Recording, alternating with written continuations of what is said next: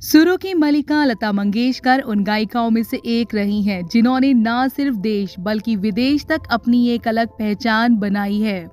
वे भले ही अब हमारे बीच ना हो, लेकिन उनकी आवाज और गानों से उनका प्यार जीवन भर लता जी के होने का एहसास कराता रहेगा।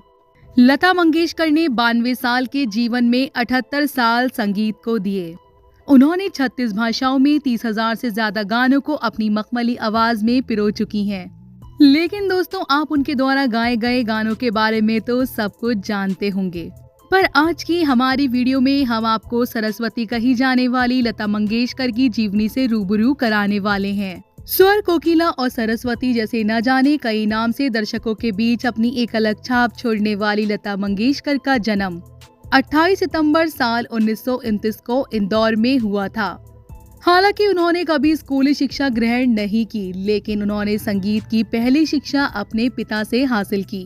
साल 1942 में लता मंगेशकर की पिता की मौत हो गई। उस समय लता महज 13 साल की थी और भाई बहनों में सबसे बड़े होने की वजह से परिवार की सारी जिम्मेदारी उन्हीं पर आ गई थी। मास्टर विनायक ने उन्हें एक गायिका और अभिनेत्री के रूप में करियर की शुरुआत करने में उनकी मदद की। हालांकि शुरुआती दौर में पतली आवाज होने की वजह से उन्हें कई प्रोजेक्ट से रिजेक्ट भी किया गया, लेकिन साल 1943 में रिलीज की गई मराठी फिल्म गज भाऊ के लिए पहला गीत माता एक सपूत की दुनिया बदल दे तू गाया।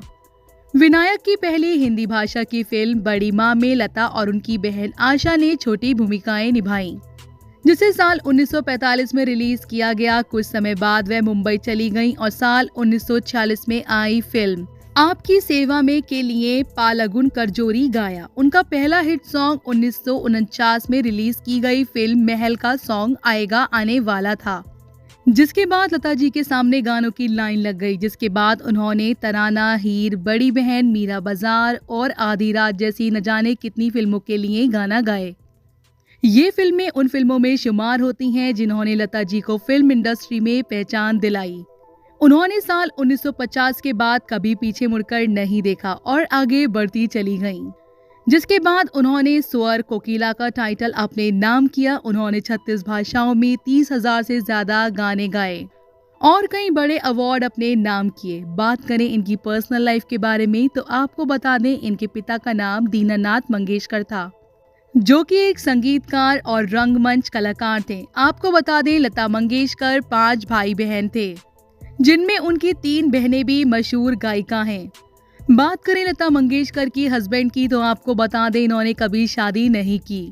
बताया जाता है कि साल 1942 में लता मंगेशकर के पिता निधन होने के बाद पूरे परिवार की जिम्मेदारी उन्हीं पर आ गई थी और अगर वो शादी करती तो वो पूरी तरह अपने परिवार से अलग हो जाती। इसलिए इन्होंने कभी शादी नहीं की और पूरा जीवन अकेले व्यतीत किया।